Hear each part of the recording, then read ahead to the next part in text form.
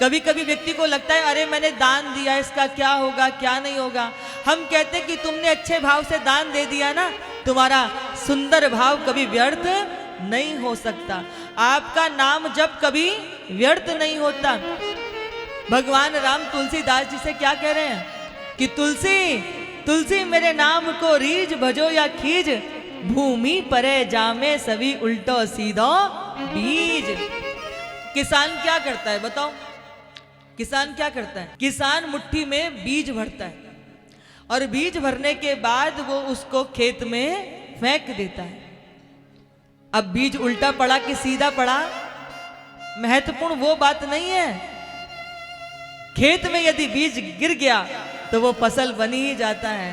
आप भय से, क्रोध से, लोभ से, हर्ष से, प्रमाद से, आनंद से कैसे भी प्रभु का नाम लोगे, वो मंगल ही मंगल करता है। भाए कुभाए अनक आलसहु, नाम जपत मंगल दिसी दसहु। भगवान का नाम कैसे भी जप लो वो हमारे लिए मंगलकारी होता है।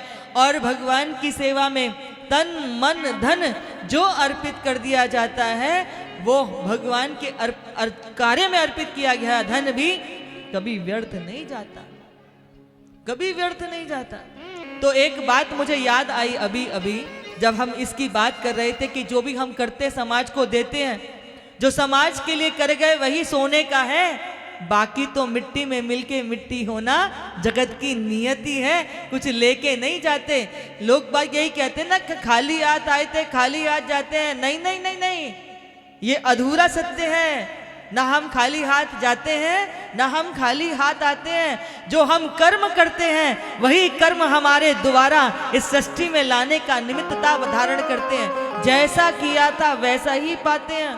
कभी कभी आपने देखा है कि कोई ऐसे घर में जन्म ले लेता है जहां सारा परिवार उसको भोजन लेके पीछे घूम रहा होता है कि कुछ खा ले कुछ खा ले, और एक बच्चा ऐसे जगह जन्म लेता है जो जहां कहीं चौराहे पर हाथ पसार के भीख मांग रहा होता है कि कोई कुछ दे दे तो कुछ खा लिया जाए।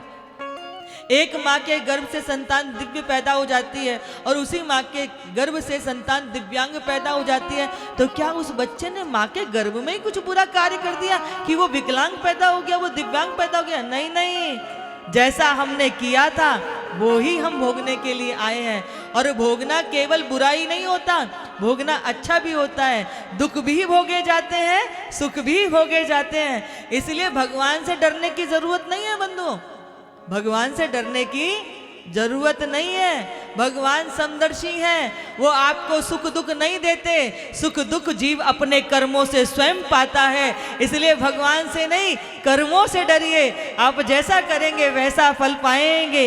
ये भागवत की कथा हमको शिक्षा देती है।